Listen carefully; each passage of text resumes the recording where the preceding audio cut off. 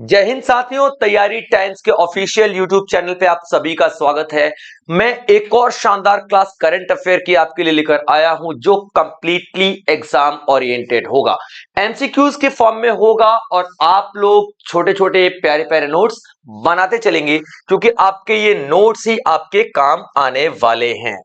और जो भी सवाल स्क्रीन पे आएंगे आप लोग आंसर देने की कोशिश करेंगे। अगर आप आंसर नहीं दे पाए तो मैं हूं ही आंसर देने के लिए। चलिए अब देखिए क्वेश्चन क्या कह रहा है। इप्सामार mention as the part of इप्सा corporation is related to which sector, यानी कि इप्सा सहयोग के तहत उल्लेखित इप्सामार किस क्षेत्र से संबंधित है। Defence exercise, renewable energy, digital payment या फिर स्पेस रिसर्च, रक्षा अभ्यास, नवीकरणीय ऊर्जा, डिजिटल भुगतान और अंतरिक्ष अनुसंधान। देखिए जब कोई भी सवाल है ना तो सवाल में जो टर्म्स दिए हैं उसको जानना जरूरी है पहले, ठीक है। तो देखिए सवाल में जो टर्म है वो क्या है, इप्सामार। इप्सामार याद रखेगा, इप्सामार क्या है पहले ये जान लेते हैं। इप्सामार यानी कि इंडिया हो गया, ब्राजील हो गया, उसके बाद आपका साउथ अफ्रीका हो गया, ठीक है बच्चों, साउथ अफ्रीका हो गया। और ये तीनों देश मिला करके एक टीम बनाते हैं जिसको हम लोग क्या बोलते हैं, इबुसा। इबुसा कहते हैं। और यही तीनों देश मिल करके एक नेवी की एक्सरसाइज करते हैं, उसको हम लोग क्या बोलते हैं, मैरीटाइम एक्सरसाइज। क्या बोलेंगे, मैरीटाइम एक्सरसाइज। तो ये क्या हो गया बच्चों, इप्सामार हो गया। तो ये India, Brazil, south Africa maritime exercise, ये इप्सामार हो गया। Clear point. तो इप्सामार क्या है, एक डिफेंस एक्सरसाइज है, एक डिफेंस एक्सरसाइज है, तीन देश मिलकर के कंडक्ट करते हैं। अभी 2025 वाला हुआ नहीं है, होगा तो मैं बता दूंगा। 2024 में इसको आखिरी बार कंडक्ट किया गया था। तो सर ये इतना ज्यादा इंपॉर्टेंट क्यों है, देखिए ये इतना ज्यादा इंपॉर्टेंट इसलिए है क्योंकि ये तीन देशों के कॉपरेशन के लिए बनाया गया है। और ये तीन देश है ना एक मुद्दे के साथ, एक मोटिव के साथ यहां पर ग्रुप बनाए हुए हैं और इस ग्रुप का नाम है इप्सा ग्रुप, जैसा कि मैं आप लोगों को बता चुका हूं, इप्सा ग्रुप। ठीक है बच्चों।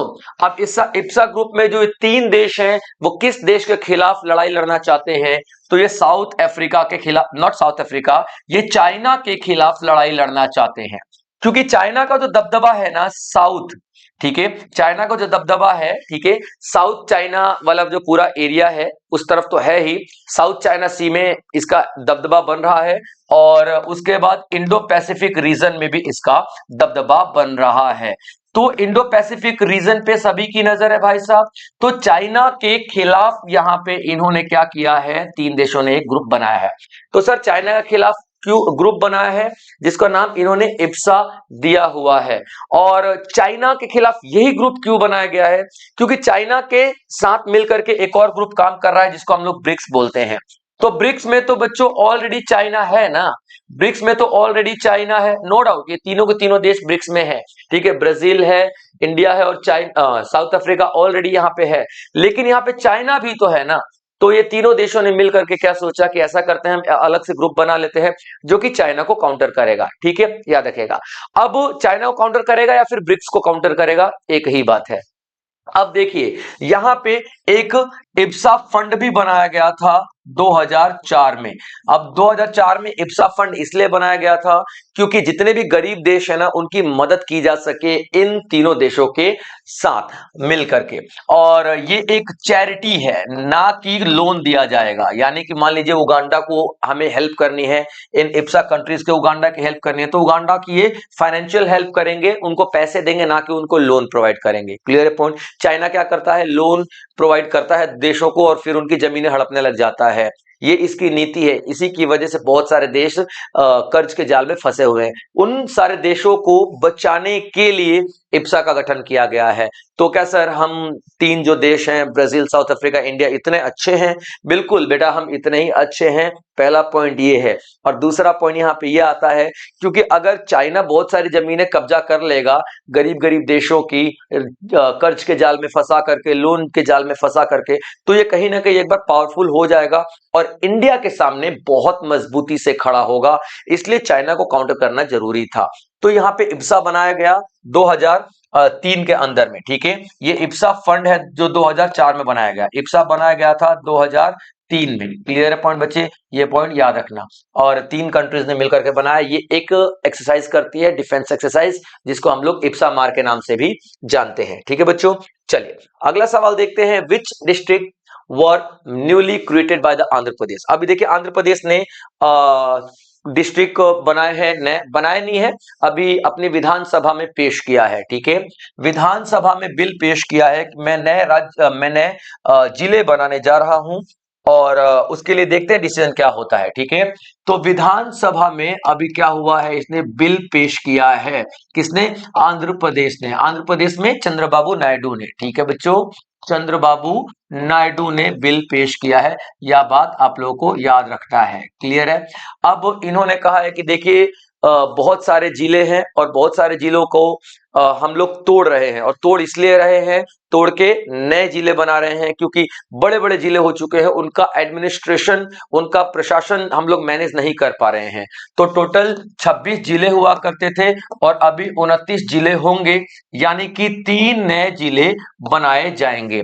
अब जिले बनाने के लिए हमारे संविधान की कौन सा सेक्शन लगता है, कौन सा आर्टिकल लगता है? तो देखिए जब भी हम लोग नए जिले बनाएंगे ना, तो यहां पर आपको देखने के लिए क्या मिलेगा कि पार्ट 1 जो है हमारे संविधान का, पार्ट 1 ऑफ कॉन्स्टिट्यूशन, जो हमारे संविधान का पार्ट 1 है कॉन्स्टिट्यूशन का, ठीक है, उसमें 4 ऐसे सेक्शंस हैं, 4 ऐसे आर्टिकल्स हैं जो कि इस बात से डील करते हैं कि कोई भी स्टेट अपनी बाउंड्री चेंज करना चाहता है, उससे डील करेंगे। यानी यहां पे आंध्र प्रदेश अपनी बाउंड्री चेंज करना चाहता है, तो वो कहां पे मिलेगा?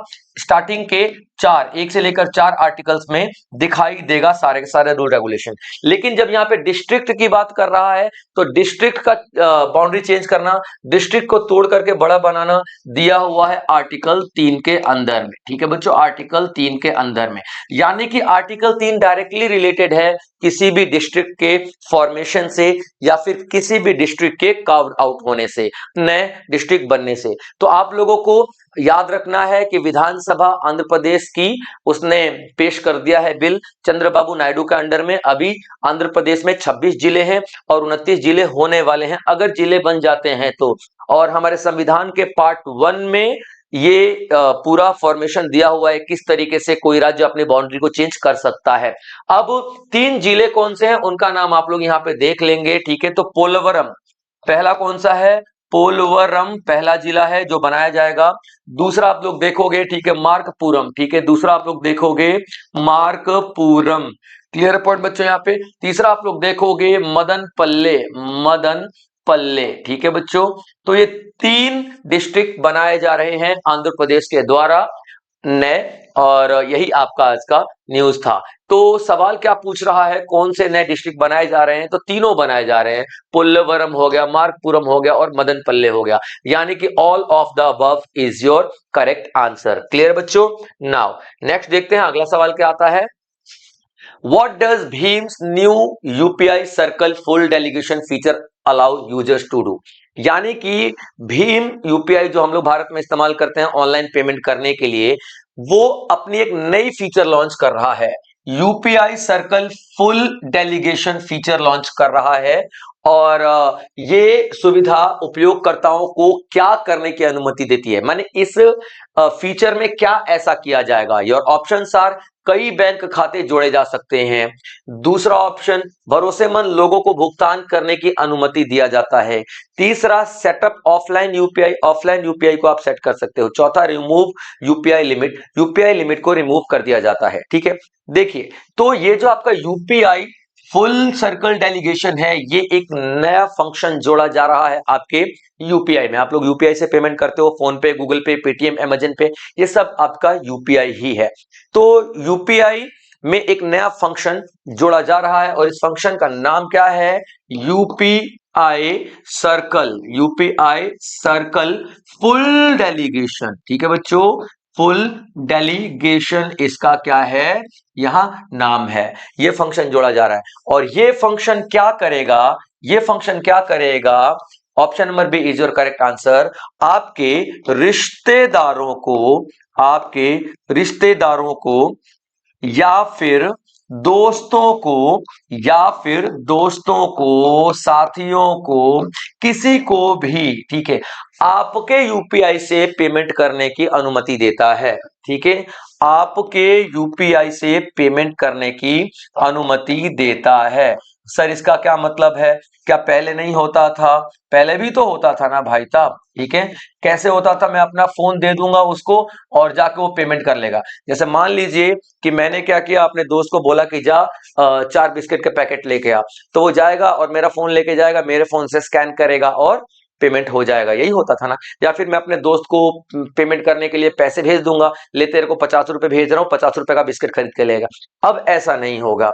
अब क्या होगा, स्कैन तो वो अपने फोन से करेगा लेकिन पैसा मेरे यूपीआई से कटेगा।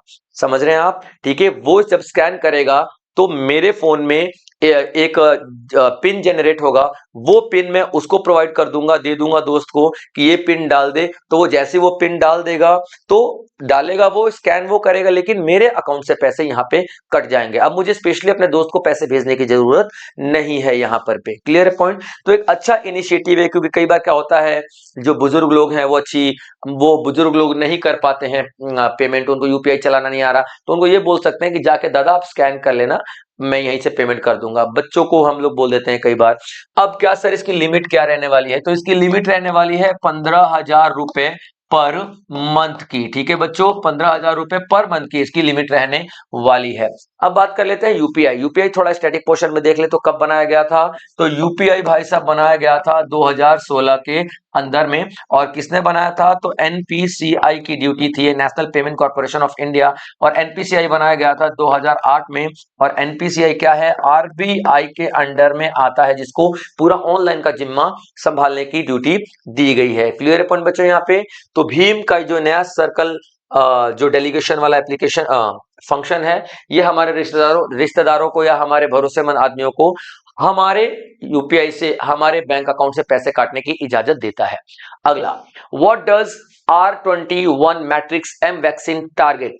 अभी देखिए यहां पे क्या है, एक वैक्सीन को की बात की जा रही है। वैक्सीन का नाम क्या है? R21 matrix. R21 मैट्रिक्स, ठीक है बच्चों, R21 मैट्रिक्स वैक्सीन है। ठीक है, ये बात आप लोग याद रखना। और ये वैक्सीन बनाई गई है किसके द्वारा? तो गावी के द्वारा बनाई गई है और यूनिसेफ के द्वारा बनाया गया है। क्लियर पॉइंट यहाँ पे? अब देखिए ये जो वैक्सीन क्यों फेमस हो रही है, क्योंकि ये एक तो मलेरिया को ठीक करती है, जो कि आपका ऑप्शन में है। ठीक है, वैक्सीन R21 मैट्रिक्स एम जो टारगेट करती है मलेरिया को। अब मलेरिया की वजह से बहुत सारे लोगों की मृत्यु हो जाती थी, बहुत सारे लोग मर जाते थे बेचारे इलाज के जरिए, इलाज के बिना, क्योंकि इलाज बहुत महंगा होता था। तो यहाँ पे दो ऐसी ग्लोबल ऑर्गेनाइजेशंस हैं जिन्होंने जिम्मा उठाया कि मलेरिया की जो दवाई है उसको हम लोग कम कॉस्ट में बनाने की कोशिश करते हैं, और यही कोशिश उनकी कामयाब हो गई है। उन्होंने क्या बनाया है? R21 मैट्रिक्स वैक्सीन बनाया है। और वो जो दो आपकी जो इंटरनेशनल ऑर्गेनाइजेशंस हैं वो कौन कौन सी हैं, एक बार देख लेते हैं। ठीक है बच्चों, ग्लोबल अलियांस, ठीक है बच्चों,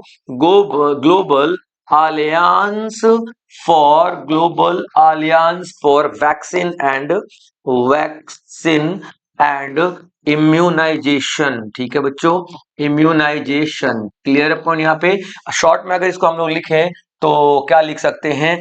गावी। शॉर्ट में अगर लिखें तो क्या लिख सकते हैं हम लोग? गावी। ठीक है, गावी और यूनिसेफ, गावी और यूनिसेफ, इन दोनों ने मिल करके ये वैक्सीन बनाई है, नाम याद रखेगा। और कितना सस्ता कर दिया है सर गावी और यूनिसेफ ने इस वैक्सीन को? तो $2.99 पर डोज कर दिया है। कितना? $2.99 पर डोज कर दिया गया है, याद रखिएगा। ठीक है, और ये अभी तक 7 मिलियन बच्चों को दिया जा चुका है, पहला पॉइंट। और 2030 तक जाते जाते टारगेट है 50 मिलियन चिल्ड्रन, यानी बच्चों को ये दवाई देने की, ताकि हमारा पूरा दुनिया जो है, ग्लोब है, ये मलेरिया से मुक्त हो जाए। क्लियर पॉइंट बच्चों? चलिए नाउ अगला क्वेश्चन देखते हैं, exercise Surya Kiran 19 a bilateral military drill is held between which two countries.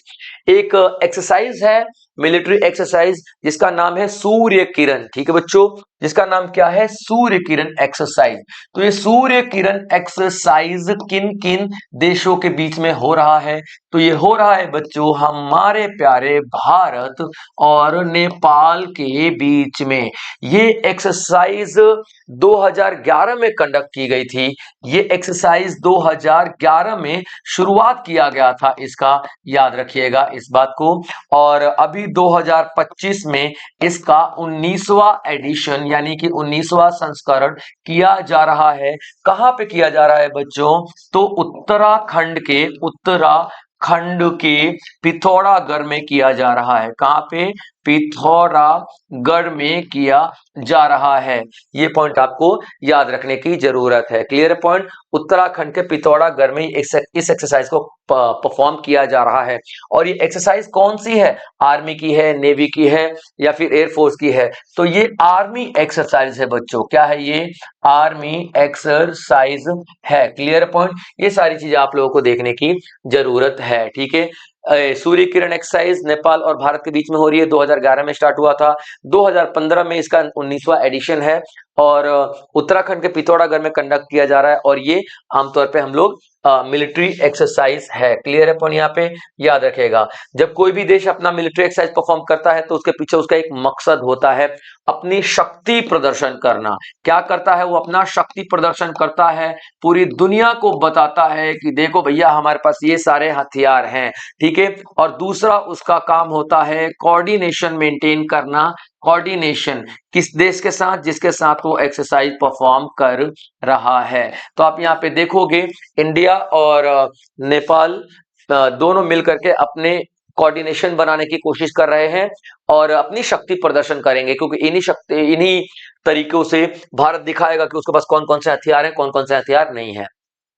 अगला आता है, भारत में हर साल 27 नवंबर को निम्नलिखित में से कौन सा दिवस राष्ट्रीय स्तर पर मनाया जाता है? तो देखिए 27 नवंबर को हर साल भारत में हम लोग नेशनल ऑर्गन डे सेलिब्रेट करते हैं। क्या सेलिब्रेट करते हैं? नेशनल ऑर्गन डे सेलिब्रेट करते हैं। ठीक है, आप यहाँ पे देख सकते हो। ठीक है, क्या है ये? राष्ट्रीय अंगदान दिवस। अंगदान दिवस है ये। क्लियर है पॉइंट? हम लोग ये सेलिब्रेट करते हैं राष्ट्रीय अंगदान दिवस, नेशनल ऑर्गन डोनेशन डे। इसका क्या मतलब होता है? हम लोग बच्चों अवेयरनेस फैलाते हैं इस दिन 27 नवंबर को कि देखिए आप तो दुनिया छोड़ करके चले जाएंगे, हो सकता है कि आपका जो शरीर का अंग है किसी दूसरे व्यक्ति को जीवन दान दे दे। जैसे कि मैं अपनी आंखें डोनेट कर दूं और जब मेरी मृत्यु होए तो आंखों को मेरी निकाल के किसी और में लगा दिया जाए। कुछ समय तक हमारे कुछ पार्ट्स हैं बॉडी के वो जीवित रहते हैं, यूज किए जा सकते हैं। लंग्स की बात हो जाती है, किडनी की बात हो जाती है, तो मैं अपना ये शरीर के पार्ट्स को डोनेट कर दूंगा, ऐसा अवेयरनेस फैलाया जाता है। Clear point? बहुत ही एक इंपॉर्टेंट पहल है और नेशनल लेवल पे भारत इसको बहुत अच्छे से, बहुत धूमधाम से सेलिब्रेट करता है। ठीक है बच्चों, चलिए एक तो ये पॉइंट हो गया। तो आपका करेक्ट आंसर क्या हो जाएगा? National organ donation day.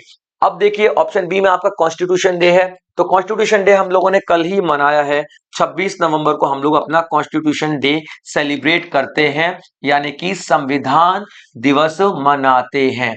क्यों मनाते हैं? क्योंकि 26 नवंबर को ही हमारा संविधान एडॉप्ट नहीं हुआ, एडॉप्ट किया गया था, इनैक्ट नहीं हुआ था। एडॉप्ट का मतलब होता है हमने अपना लिया था। 1949 को 26 नवंबर को हमारा संविधान बनकर तैयार हो चुका था, लेकिन हमने इसको लागू करवाया 26 जनवरी 1950 को। उसीलिए हम लोग 26 जनवरी को हर साल अपना रिपब्लिक डे सेलिब्रेट करते हैं, गणतंत्र दिवस सेलिब्रेट करते हैं। उसके बाद आप नेशनल मिल्क डे की भी बात कर ही लेते हैं। ठीक है, राष्ट्रीय दूध दिवस। ठीक है, राष्ट्रीय दूध दिवस। अब सर ये क्या है राष्ट्रीय दूध दिवस, मिल्क डे? ये भी सर हम लोग 26 नवंबर को ही सेलिब्रेट करते हैं। 26 नवंबर को इसलिए सेलिब्रेट करते हैं क्योंकि इस दिन हम लोग milk man of India Varghese Kurien को याद करते हैं। किसको याद करते हैं?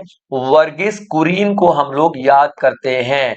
ठीक है, जिनको हम लोग क्या बोलते हैं? Milkman of India, Varghese Kurien, Varghese Kurien याद रखिएगा, ठीक है।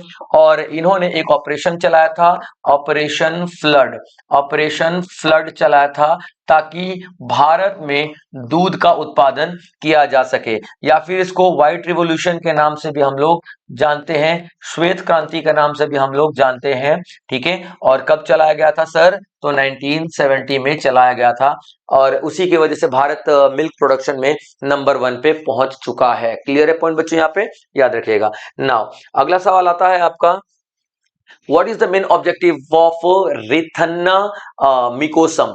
एक यहाँ पे स्कीम चलाई गई है जिसका नाम है रिथन्ना मिकोसम। क्या नाम है? रिथन्ना मिकोसम एक स्कीम चलाई गई है, ठीक है, याद रखिएगा। रिथन्ना रिथन्ना मिकोसम, ठीक है, मिकोसम एक स्कीम चलाई गई है।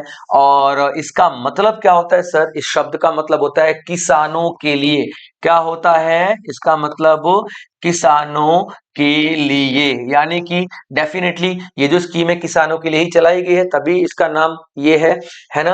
अब किसने चलाया है? तो आंध्र प्रदेश ने चलाया है, याद रखिएगा। किसने? आंध्र प्रदेश ने चलाया है ये स्कीम। अब ये स्कीम में इसने क्या किया है? 5 पॉइंट दिए हैं, 5 पॉइंट फॉर्मूला दिए हैं इस स्कीम ने, ठीक है। क्या? 5 पॉइंट्स फॉर्मूला दिए हैं, ठीक है, 5 पॉइंट्स फॉर्मूला। अब इसका क्या मतलब होता है सर? इसका मतलब ये है कि आंध्र प्रदेश ने 5 ऐसे पॉइंट दिए हैं जिससे कि किसानों की मदद की जाएगी, याद रखिएगा, ठीक है बच्चों। तो आप एक बार लिख लीजिए। जो पहला फॉर्मूला आता है आपका वाटर रिसोर्सेज से, यानी कि जो इरिगेशन सिंचाई का साधन प्रोवाइड करने से आता है, यानी कि पहला जो आएगा आपका इरिगेशन, यानी कि सिंचाई, हम लोग सिंचाई के साधन हम लोग प्रोवाइड करवाएंगे। किसको प्रोवाइड करवाएंगे? हम किसानों को सिंचाई के साधन प्रोवाइड करवाएंगे। क्लियर पॉइंट यहाँ पे, ये बात याद रखिएगा। दूसरा आप लोग देखिए, मांग आधारित, मांग आधारित खेती होगी, खेती करवाएंगे हम लोग। इसका क्या मतलब होता है? Demand based. क्या? डिमांड बेस्ड खेती होने वाली है। डिमांड बेस्ड का मतलब क्या होता है? कि जिस फसल की डिमांड हो हम वही उगाने में किसानों की मदद करेंगे। ऐसा नहीं है कि बेचारा गेहूं दाल चावल उगाया जा रहा है और मार्केट में डिमांड उनकी है ही नहीं। मार्केट में जिन जिन वस्तुओं की डिमांड है, जिन अनाजों की डिमांड है, फसलों की डिमांड है, वही फसल किसान यहाँ पे उगाएगा, और इस बात की पूरी यहाँ पे क्या दी जाएगी? उसको सहायता दी जाएगी, ठीक है। तीसरा है यहाँ पर टेक्निक, ठीक है, टेक्नोलॉजी। तीसरा है यहाँ पे टेक्नोलॉजी प्रोवाइड करवाया जाएगा, ठीक है, याद रखिए। क्या? टेक्नोलॉजी प्रोवाइड करवाया जाएगा किसानों को, खेती बाड़ी के लिए जो भी टेक्नोलॉजी लगेगी वो यहाँ पे प्रोवाइड करवाया जाएगा, ठीक है बच्चों। उसके बाद चौथा जो आता है आपका फूड प्रोसेस, ठीक है, फूड प्रोसेसिंग, फूड प्रोसेसिंग। इसका क्या मतलब होता है सर? देखिए, फसलों को डायरेक्ट नहीं बेचा जाएगा, फसलों को प्रोसेस किया जाएगा। प्रोसेस का मतलब क्या होता है? जैसे मान लीजिए यहाँ पे टमाटर उगाया गया, टमाटर उगाया गया, तो टमाटर को डायरेक्ट बेचा जाएगा मार्केट में। ऐसा नहीं है कि बिल्कुल नहीं बेचा जाएगा, लेकिन कोशिश की जाएगी टमाटर से और कुछ बना के भी बेचा जाए। यानी कि ऐसा नहीं है किसानों के पास 2 टन टमाटर है, 1 टन की मार्केट में डिमांड है, तो बेचारे का 1 टन क्या होगा? सड़ जाएगा। नहीं, वो टमाटो से क्या बनाएगा? बनाने की सुविधा दी जाएगी। सॉस बनेगा, ठीक है, प्यूरी बनेगा, यानी कि उन जो प्रोडक्ट से आगे और जौन जौन से प्रोडक्ट बनाए जा सकते हैं वो सारे सारे प्रोडक्ट बनाने की कोशिश की जाएगी हमारे किसानों के लिए। ये 4 पॉइंट हो गए बच्चों, ठीक है। 5वां पॉइंट हो गया, फंड दिया जाएगा 1000 करोड़ का। कितना फंड दिया जाएगा? फिलहाल 1000 करोड़ का, और ये इंपॉर्टेंट बात है, फिलहाल 1000 करोड़ का फंड प्रोवाइड करवाया जाएगा। तो आई थिंक एक बहुत ही अच्छा इनिशिएटिव है आंध्र प्रदेश सरकार के द्वारा, और सभी सरकार को इस मॉडल को फॉलो करना चाहिए। What is the main M of the हमारा संविधान हमारा सम्मान कैंपेनिंग? देखिए, एक कैंपेनिंग चलाया गया था 2004-5 में, बहुत जोरों शोरों से चलाया गया है, ठीक है, जिसका नाम क्या है? हमारा संविधान, हमारा संविधान हमारा संविधान हमारा सम्मान। अब देखिए इसमें क्या किया गया था कि बहुत सारे ऐसे लोग हैं जिनको अपने अधिकारों के बारे में पता ही नहीं है। हमारे यहाँ पे नागरिकों को या नेताओं को या पुलिस वालों को या हमारे देश में कोई भी है उसको अधिकार कौन देता है? हमारा संविधान ही अधिकार देता है ना। तो जो संविधान अधिकार देता है वो राइट्स देता है बहुत सारे लोगों को, यानी कि अधिकार हो गए। तो लोगों को उनके अधिकारों के बारे में पता ही नहीं है, लोगों को उनकी ड्यूटीज के बारे में पता ही नहीं है, लोगों को यही नहीं पता कि अगर आप शेड्यूल कास्ट और शेड्यूल ट्राइब हो तो आपको सरकार से क्या क्या बेनिफिट मिल रहे हैं, लोगों को यही नहीं पता कि आपके संविधान में आपको कितने सारे अधिकार दिए गए हैं, कितने सारे रिजर्वेशन दिए गए हैं। आप अगर फीमेल हो तब तो और भी ज्यादा अधिकार आपके पास है। इन सारे अधिकारों को लोगों को बताने के लिए, यानी कि यहाँ पे कॉन्स्टिट्यूशन लिटरेसी को प्रमोट किया जा रहा है। किसको? कॉन्स्टिट्यूशन लिटरेसी को प्रमोट किया जा रहा है। अब इसका क्या मतलब होता है सर? तो कॉन्स्टिट्यूशन लिटरेसी का मतलब ये होता है संविधान के बारे में सभी को जानकारी होनी चाहिए। ऐसा नहीं कि संविधान कब बना था, संविधान की डिटेल क्या है, ये 395 आर्टिकल्स हैं, ये सब नहीं। ठीक है, संविधान के बारे में बेसिक नॉलेज होनी चाहिए कि संविधान हमारे अधिकारों को किस तरीके से बचाता है, ताकि आम इंसान तभी तो अपने अधिकारों को यहाँ पे लागू कर पाएगा, आम इंसान तभी तो उन सारे अधिकारों को अप्लाई करवा पाएगा, उसे पता ही नहीं होगा। तो यहाँ पे क्या किया गया है, कॉन्स्टिट्यूशनल अवेयरनेस फैलाने के लिए, यानी संवैधानिक जागरूकता बढ़ाने के लिए एक कैंपेनिंग चलाया गया था, हमारा संविधान हमारा सम्मान के नाम से। क्लियर पॉइंट बच्चे यहाँ पे? चलिए अगला देखते हैं। द असम सत्र preservation commission which has been recently introduced in the Assam legislature will focus on। यहाँ पे देखिए असम सत्र संरक्षण आयोग, असम सत्र संरक्षण आयोग यानी कि असम सत्र प्रिजर्वेशन कमीशन बनाया गया है। ठीक है, कमीशन यानी कि लाया गया है किसके द्वारा? असम सरकार के द्वारा। ठीक है, असम सरकार के द्वारा। अब ये बिल है, याद रखना। ठीक है, अभी एक बिल पेश किया जा रहा है असम सरकार के द्वारा, और वो बिल क्या है? ठीक है, सत्र प्रिजर्वेशन बिल, असम सत्र प्रिजर्वेशन बिल लाया जा रहा है। अब सर ये क्या होने वाला है? असम सत्र प्रिजर्वेशन या फिर संरक्षण बिल। ठीक है, संरक्षण बिल ये लेकर के आने वाला है हमारा असम अपने विधानसभा में। अब ये बिल क्या बताएगा? ठीक है, देखिए सत्र का मतलब क्या होता है? सत्र वैष्णवाइट्स के मंदिरों को कहते हैं। ठीक है, जो वैष्णवाइट लोग होते हैं ना, ठीक है, वैष्णवाइट लोग होते हैं ना, उनके मंदिरों को कहा जाता है या फिर उनके रिलीजियस प्लेसेस को कहा जाता है। धर्म से जुड़े उनके जितने भी जगह हैं उनको कहा जाता है, या फिर यूं कह लीजिए मोनास्ट्रीज है ये। ठीक है, ये मोनास्ट्रीज है। ठीक है, याद रखना। मोनास्ट्री क्या होता है? जो जहां पे किसी भी धर्म को आगे बढ़ाने के लिए पूजा पाठ वगैरह किया जाता है, रिसर्च वगैरह किया जाता है, वो मोनास्ट्रीज कहलाता है। Clear point? तो अभी असम सरकार ने ये नोट किया है कि जो वैष्णवों को फॉलो करने वाले लोग थे, यानी कि जो भगवान विष्णु के अवतारों को फॉलो करने वाले लोग थे, जैसे श्री कृष्ण हो गए, नरसिम्हा जी हो गए, उन सारी कम्युनिटी को असम में टारगेट किया जा रहा है। उन सारी कम्युनिटी को की जमीनों को छीना जा रहा है, उनकी जमीनों को एनक्रोच किया जा रहा है, जबरदस्ती कब्जा किया जा रहा है। तो यहाँ पे हेमंत बिस्वा साहब ने, जो कि वहां के सीएम है, ठीक है, हेमंता बिस्वा, याद रखना, हेमंता बिस्वा। ठीक है, का नाम आप लोगों को याद रखना है। क्लियर पॉइंट यहाँ पे? और साथ में गवर्नर का भी नाम आप लोग याद रख लो। ठीक है, गवर्नर आप लोग दिखाई देंगे लक्ष्मण प्रसाद। ठीक है, लक्ष्मण प्रसाद, ये दो नाम आपके लिए इंपॉर्टेंट है। ठीक है, तो यहाँ पे हेमंता बिस्वा ने कहा है कि असम के अंदर में सत्र को बचाने के लिए, सत्र यानी कि पूजा पाठ स्थल वैष्णवाइट का, तो उन सत्रों को बचाने के लिए एक बिल पेश किया जा रहा है असम के विधानसभा के अंदर में। और उस बिल पे डिस्कशन करने के लिए क्या पेश किया जा रहा है? असम सत्र प्रिजर्वेशन कमीशन, एक आयोग बनाया गया है। ये आयोग कैसा काम करेगा? एक कोर्ट के जैसे काम करेगा। जैसे कोर्ट काम करता है ना, कोर्ट के जैसे से काम करेगा। यानी किसी ने अब सत्र की जमीन छीनी, यानी कि वैष्णवाइट लोगों की जमीनें छीनी, मंदिर की जमीनों को हड़पने की कोशिश की, तो ये क्या साफ पनिशमेंट दे सकता है। और पनिशमेंट कितने तक की? 7 साल तक की पनिशमेंट दे सकता है।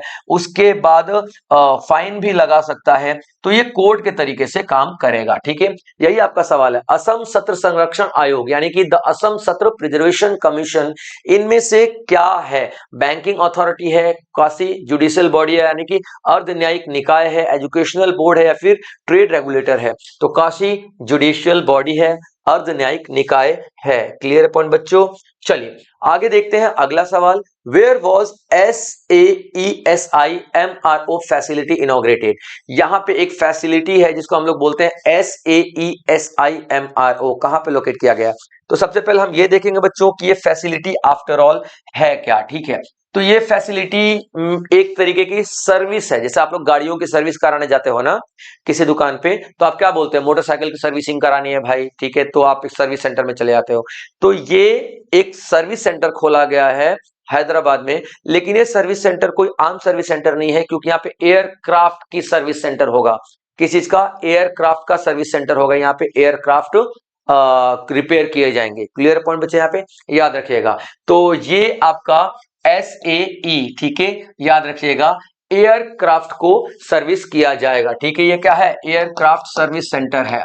एयरक्राफ्ट सर्विस सेंटर है ये। ठीक है बच्चों, सर्विस सेंटर है ये, याद रखिएगा, सेंटर है ये। ठीक है बच्चों, एयरक्राफ्ट का सर्विस सेंटर है जो कि कहां पे बनाया गया है? ठीक है, तो हैदराबाद में बनाया गया है।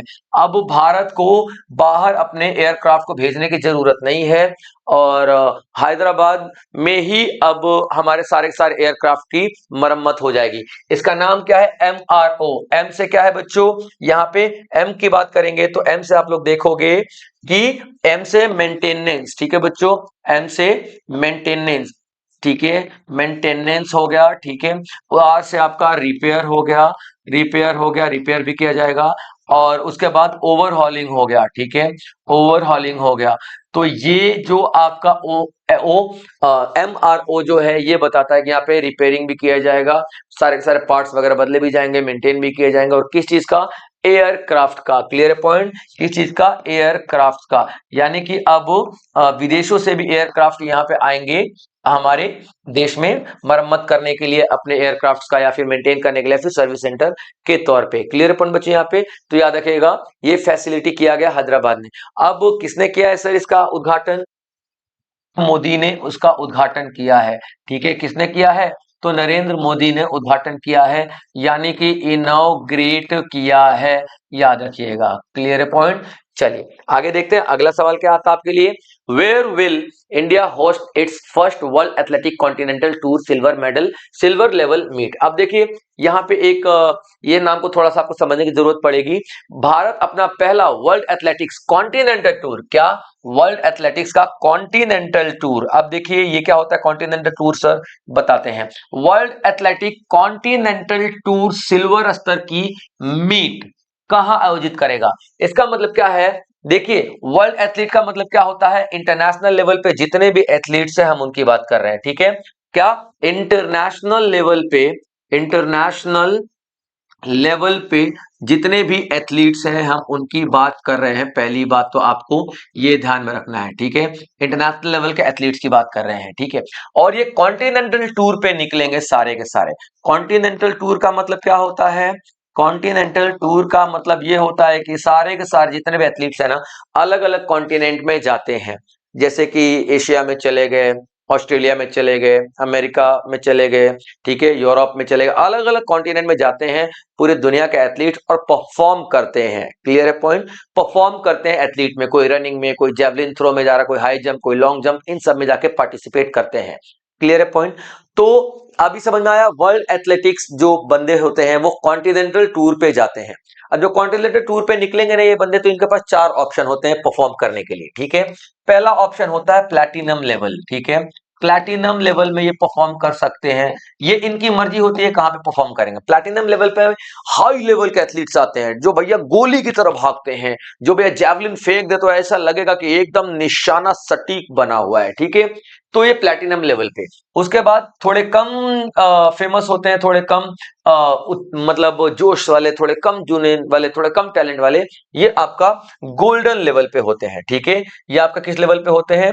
गोल्डन लेवल पे होते हैं, याद रखिएगा। ये गोल्डन लेवल पे क्या करते हैं? पार्टिसिपेट करते हैं। ठीक है, उसके नीचे आता है सिल्वर लेवल पे पार्टिसिपेट करने वाले, थोड़ा लो लेवल के और एथलीट। ठीक है, उसके बाद आता है आपके पास ब्रोंज लेवल के, यानी जिन्होंने अभी एथलीट शुरू ही किया है। ठीक है, याद रखिएगा। तो ये जितने भी खिलाड़ी हैं अलग अलग कॉन्टिनेंट में ट्रेवल करते हैं, जाते हैं और वहां पे परफॉर्म करते हैं। जो बहुत अच्छा है प्लेटिनम लेवल पे खेलेगा, जो उससे कम है गोल्डन लेवल पे, जो उससे कम है सिल्वर लेवल पे, और जो उससे कम है वो खेलेगा ब्रॉन्ज लेवल पे। तो इंडिया में पहली बार किस लेवल का आयोजन हो रहा है? सिल्वर लेवल का आयोजन हो रहा है। ये बात आपको याद रखने की जरूरत है। ठीक है, अब समझ में आया? इंडिया अपना पहला world athletics continental tour silver level का ऑर्गेनाइज कर रहा है। और कहां पे ऑर्गेनाइज करेगा? तो भुवनेश्वर में। ठीक है, कहां पे? भुवनेश्वर, भारत में। ठीक है, और ये आपका एक इंपॉर्टेंट पॉइंट बनता है भारत के लिए। ठीक है, तो यहाँ पे क्या, ये कॉन्टिनेंटल टूर सिल्वर लेवल का इंडिया ऑर्गेनाइज करेगा, ये आपको याद रखना है। क्लियर पॉइंट बच्चों यहाँ पे? तो आपका कहां पे किया जा रहा है अभी फिलहाल? तो हमारे भुवनेश्वर में किया जा रहा है। भुवनेश्वर कहां पे है? ठीक है, तो उड़ीसा में। क्लियर पॉइंट बच्चों यहाँ पे? उड़ीसा में भुवनेश्वर के किया जा रहा है। नाउ अगला सवाल आता है, which city has been officially selected to host the 2023 Commonwealth Games? अभी देखिए, कॉमनवेल्थ गेम्स को होस्ट करने के लिए कुछ सिटीज को नॉमिनेट किया गया था। उस सिटी में से एक सिटी को अभी चांस मिल गया है कि कॉमनवेल्थ गेम्स 2030 वाला वो होस्ट करेगा। ठीक है, options are Delhi, Ahmedabad, Mumbai and Bengaluru. ठीक है, तो अहमदाबाद जो है उसे यहाँ पे क्या दिया गया है? अहमदाबाद को क्या दिया गया है भाई साहब? एक पूरा चांस दिया जा रहा है 2030 का कॉमनवेल्थ, 2030 का कॉमनवेल्थ क्या करने के लिए? होस्ट करने के लिए। यानी कि अहमदाबाद में 2030 का कॉमनवेल्थ होगा। ठीक है, अब देखिए ये डिसीजन लिया गया है ग्लासगो के अंदर में, ये डिसीजन लिया गया है ग्लासगो के अंदर में। क्लियर है पॉइंट यहाँ पे? किसने लिया है? तो कॉमनवेल्थ जनरल असेंबली ने लिया है। ठीक है, किसने लिया है? तो कॉमनवेल्थ वेल्थ जनरल असेंबली ने लिया है। ठीक है, और ये वाला सेशन क्यों इंपॉर्टेंट हो जाता है? याद रखिएगा, क्योंकि हमारा जो ये कॉमनवेल्थ था 1926 में बनाया गया था, स्टार्ट किया गया था, और अभी जो आपका 2026 में सॉरी नॉट 1930 में, 1930 में बनाया गया था, और ये अभी जो परफॉर्म करेगा 2030 वाला, तो आप देखिए कितने साल पूरे हो जाते हैं? पूरे 100 साल पूरे हो जाते हैं। ठीक है, अब जो 100 साल पूरे हो जा रहे हैं, इसका मतलब सेंचुरी भी सेलिब्रेट की जा रही है। तो अहमदाबाद 100वां जो एडिशन है कॉमनवेल्थ का, वो यहाँ पे क्या होस्ट करने जा रहा है। और ये जो डिसीजन है कितनी कंट्रीज ने लिया है? तो 74 कंट्रीज ने ये डिसीजन लिया है मिल करके। और कॉमनवेल्थ में टोटल कितनी कंट्रीज हैं? तो 72 कंट्रीज फिलहाल आती हैं पार्टिसिपेट करने के लिए। ठीक है सर, ये कॉमनवेल्थ क्या है? कॉमनवेल्थ एक स्पोर्ट्स ग्रुप है जो कि जिन देशों पे ब्रिटेन ने कब्जा किया था, जिन देशों पे ब्रिटेन ने रूल किया था, उन सारे देशों का एक ग्रुप है, याद रखिएगा। ठीक है, जैसे कि इंडिया पे ब्रिटेन ने रूल किया था तो इंडिया उस ग्रुप का हिस्सा है। अब ब्रिटेन ने बोला कि यार चलो कुछ गेम वेम कर देते हैं आपस में हम लोग, ताकि भाईचारा बना रहे, तो उसी का एक रिजल्ट है, आपको कॉमनवेल्थ गेम दिखाई देगा। तो अहमदाबाद को मौका मिल रहा है यहाँ पे अभी पूरा होस्ट करने का कॉमनवेल्थ 2030। क्लियर पॉइंट बच्चों? चलिए नाउ नेक्स्ट देखते हैं, which player has been named tournament ambassador for the ICC men's टी20 वर्ल्ड कप 2026। अभी देखिए भाई साहब, आईसीसी 2026 होने वाला है, 2026 वर्ल्ड कप जो होने वाला है, याद रखिएगा। ठीक है, हर साल जो आपका टी20 वाला है ये, ठीक है, टी20 वाला, तो 2 साल में एक बार ये तकरीबन किया जाता है। इसकी शुरुआत हुई थी 2007 के अंदर में। ठीक है, और इंडिया की अगर बात करें, ठीक है, तो पहला विनर इंडिया ही था। ठीक है, पहला विनर इंडिया ही था, याद रखना। और अभी तक 2 बार 2024 वाला भी इंडिया जीत चुका है, 2 बार T20 वर्ल्ड चैंपियन बन चुका है भारत। अब 2026 में भी इसको आयोजित किया जा रहा है। तो 2026 में जो T20 वर्ल्ड कप आयोजित किया जा रहा था, उसका ब्रांड एम्बेसडर किसको चुना गया है? रोहित शर्मा को चुना गया है। रोहित शर्मा को चुना गया है। रोहित शर्मा वो खिलाड़ी हैं जो ये दोनों वर्ल्ड कप जिताने में इनका योगदान रहा है। ठीक है बच्चों, तो अभी ये क्या करेंगे? रोहित शर्मा T20 के बारे में कैंपेनिंग करेंगे, T20 वर्ल्ड कप के बारे में बताएंगे। T20 वर्ल्ड कप से जितने भी एडवर्टीजमेंट होंगे उन सारे एडवर्टीजमेंट पे हर जगह रोहित शर्मा ही दिखाई देंगे। एक बेहतरीन प्लेयर है, यूथ को मोटिवेट करने की कोशिश करेंगे क्रिकेट की तरफ, और ये सारे रोहित शर्मा के काम होंगे।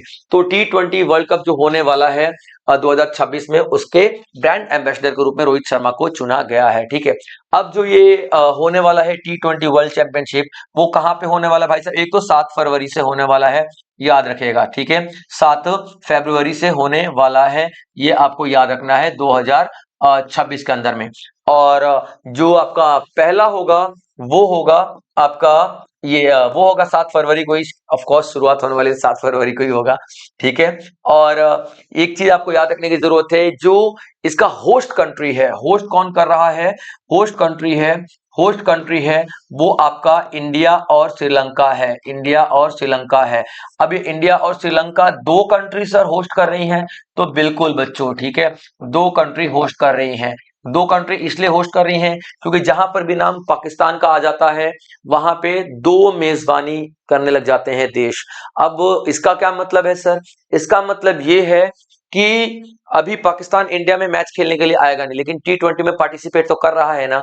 तो जो भी पाकिस्तान का मैच होगा वो इंडिया में ना होकर के कहां पे होगा? श्रीलंका में होगा। श्रीलंका में अगर फाइनल मैच में पाकिस्तान पार्टिसिपेट करती है तो डेफिनेटली वो फाइनल मैच श्रीलंका में किया जाएगा, ना कि इंडिया में किया जाएगा। और अगर फाइनल मैच में पाकिस्तान नहीं पहुंचती है तो डेफिनेटली इंडिया में किया जाएगा। ठीक है, तो ये ब्रांड एम्बेसडर चुने गए हैं हमारे प्यारे रोहित शर्मा जी। क्लियर है पॉइंट? यहाँ पे करेक्ट आंसर आपका ये हो जाएगा। नाउ नेक्स्ट क्वेश्चन देखते हैं अगला।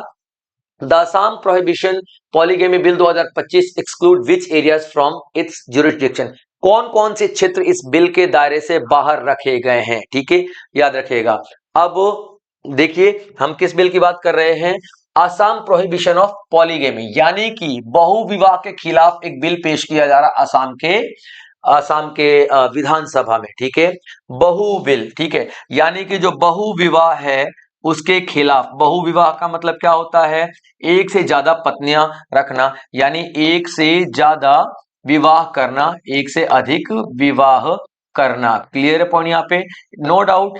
तो ये तो एक पहले से ही बैन था सर। तो आप ये कहने की कोशिश कर रहे हैं कि आसाम इकलौता ऐसा राज्य है जो कि ऐसा कर रहा है? नहीं सर, अभी असम में भी बैन ही था, पूरे इंडिया में बैन ही है। हमारे हिंदू मैरिज एक्ट के तहत आप एक से ज्यादा शादी नहीं कर सकते हो। आपको पहले डिवोर्स लेना पड़ेगा पहली वाली से, फिर दूसरा आप लोग शादी कर सकते हो। ठीक है, तो ये एक सिविल केस हुआ करता था। अगर मान लीजिए कि कोई दो शादी कर लेता है तो ये क्या हुआ करता था? एक सिविल केस हुआ करता था। याद रखना, सिविल केस हुआ करता था। लेकिन अभी आसाम क्या बता रहा है? इसको क्रिमिनल केस बनाओ भैया, क्रिमिनल केस बनाओ, यानी इसको घोर अपराध की श्रेणी में रखो। घोर अपराध की श्रेणी में रखो। इसका मतलब क्या है? अगर कोई बहुविवाह करता है, एक से ज्यादा विवाह करता है बिना तलाक लिए, तो उसको कड़ी से कड़ी सजा दी जाए। ये बिल पेश कर रहा है आसाम, याद रखना, क्योंकि कानून तो है ही, आप एक से ज्यादा विवाह कर ही नहीं सकते हो। याद रखेगा। Clear point? तो ये बोल क्या रहा है कि ठीक है, इसने बहुविवाह के खिलाफ बिल पेश कर तो रहा है आसाम, लेकिन इसमें से किसको नहीं रखा गया? किस पे ये लागू नहीं होगा? ये कानून जो असम लाने की कोशिश कर रहा है, किस पे लागू नहीं होगा? पूरे असम पर लागू नहीं होगा। तो भैया लेके क्यों आ रहा है? दूसरा पॉइंट, 6th शेड्यूल यानी छठी अनुसूची या फिर शेड्यूल्ड ट्राइब आर्टिकल 342 के अंडर में जो आते हैं उन पे लागू नहीं होगा। करेक्ट आंसर आपका ये है। ठीक है, छठवां शेड्यूल क्या है? 6th शेड्यूल क्या है? अब देखिए इसके बारे में आपको बता देते हैं तो आपको समझ में आएगा। 6th शेड्यूल एक नियम है हमारे कॉन्स्टिट्यूशन में कि जिस एरिया को 6th शेड्यूल में डाल दिया जाएगा वो एरिया अपना गवर्नेंस खुद करेगा। उस एरिया पे कॉन्स्टिट्यूशन लागू नहीं होगा कुछ हद तक। ठीक है, यानी कि डायरेक्ट लागू नहीं होगा 6th शेड्यूल, यानी कि ये लोग अपना कल्चर को प्रोपेगेट कर सकते हैं, अपने कल्चर को बढ़ावा दे सकते हैं, अपने रीति रिवाजों को बढ़ावा दे सकते हैं, याद रखिएगा। यानी कि इन पे संविधान लागू नहीं होगा। तो अगर 6th शेड्यूल में कोई ऐसी कम्युनिटी है, समुदाय है जो कि 2-3 विवाह को मान्यता देती है, तो ठीक है भाई, 6th शेड्यूल में आने वाले कम्युनिटी पे ये कानून नहीं लागू होगा, क्योंकि भाई उसका कल्चर ही बता रहा है ना, उसका कल्चर ही कह रहा है कि नहीं यार हम 2-3 विवाह कर सकते हैं। तो छठी अनुसूची को एक तो बाहर रखा गया है, और दूसरा शेड्यूल्ड ट्राइब, जो वो शेड्यूल्ड ट्राइब, वो अनुसूची जनजातियां, वो अनुसूची जनजातियां, याद रखिएगा, जनजातियां, जातियां जो कि 342 आर्टिकल के अंदर में आती हैं, ठीक है, 342 आर्टिकल के अंदर में आती है, याद रखिएगा। इनका भी सेम केस है। अगर इनके जो रीति रिवाजों में बताया गया कि नहीं यार आप 1 से 2, 2 से 3 विवाह कर सकते हो, तो यहाँ पे संविधान छेड़छाड़ नहीं करेगा। तो अभी असम गवर्नमेंट ने एक पॉलीगेमी, जो बहुविवाह के खिलाफ बिल पेश किया है। कानून बनेगा, अभी तो बिल है, पास हो जाए, एक बार गवर्नर सिग्नेचर कर दे तो बिल बन भी जाए, लॉ बन भी जाएगा, लेकिन अभी ये बिल है। 6th शेड्यूल वाले लोगों को और शेड्यूल ट्राइब जो कि आर्टिकल 342 के अंडर में आते हैं, इनको बाहर निकाल करके ये बिल पेश किया जा रहा है। Clear point. अगला सवाल देखते हैं, which cyclone crossed the Indonesian coast recently. हाल ही में किस चक्रवात ने इंडोनेशिया के तट को पार किया है? देखिए, इंडोनेशिया में एक बहुत ही बड़ा चक्रवात आ रहा है। चक्रवात आ क्या रहा है, मतलब अब तो थोड़ा ठंडा पड़ गया है, याद रखिएगा, चक्रवात जो है थोड़ा सा ठंडा पड़ गया है।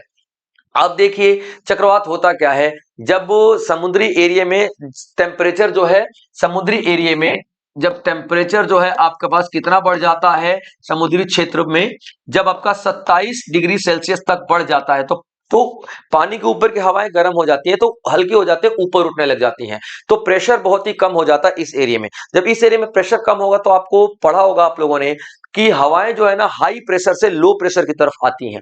तो यहाँ पे पानी गर्म होने की वजह से, क्योंकि 27 डिग्री सेल्सियस पानी का तापमान है, हवाएं हल्की हो चुकी है तो ऊपर उठ रही हैं, तो हवाएं एक तरीके से फैल रही हैं, तो यहाँ पे जो प्रॉपर एक जो दबाव है, प्रेशर है, वो कम हो जाता है, तो दूसरी एरिया से हवाएं आने लग जाती हैं। और जब चारों तरफ से हवाएं आने लग जाएंगी, क्योंकि चारों तरफ टेम्परेचर बहुत कम है और प्रेशर बहुत ज्यादा है, तो हाई प्रेशर से लो प्रेशर की तरफ हवाएं आने लग जाएंगी। जब चारों तरफ से हवाएं आएंगी ना, तो बीच में हवाएं ऐसे ऐसे घूमेंगी, तो चक्रवात आता है, साइक्लोन आता है। तो 27 डिग्री आप लोगों को याद रखना है, ठीक है। तो इसी तरीके से एक जो चक्रवात है जिसका नाम क्या है, सेन्यार, ठीक है। सेन्यार जो चक्रवात है, ठीक है, सेन्यार जो चक्रवात है, ठीक है, ये आया है इंडोनेशिया वाले क्षेत्र में, ठीक है, इंडोनेशिया वाले क्षेत्र में ये आया है, ठीक है। इसकी जो मैक्सिमम स्पीड रही है, मैक्सिमम स्पीड रही है वो आपकी 70 किलोमीटर से लेकर के 80 किलोमीटर तक रही है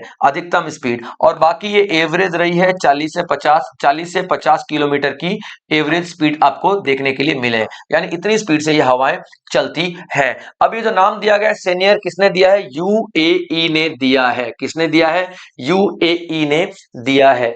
अब ये नाम किसने सजेस्ट किया, यूएई। यूएई के साथ कितने देश हैं, 12 और देश हैं, यानी कि टोटल 13 देशों ने मिलकर के नाम सजेस्ट किया है सेन्यार। अब ये 13 देश किस मेंबर है, तो वर्ल्ड मेट्रोलॉजिकल ऑर्गेनाइजेशन के मेंबर हैं, यानी कि पूरी दुनिया में जो आपका मौसम विभाग है, पूरी दुनिया का, पूरी इंटरनेशनल लेवल का, वो वर्ल्ड मेट्रोलॉजिकल डिपार्टमेंट है, ठीक है, या फिर ऑर्गेनाइजेशन कह सकते हो, डिपार्टमेंट कह सकते हो। इसने क्या किया है, जो सेन्यार नाम सजेस्ट किया है, और इसमें 13 मेंबर थे, 13 में से यूएई ने ये नाम किया है सजेस्ट। और इस नाम का मतलब क्या होता है, किंग, यानी कि शेर।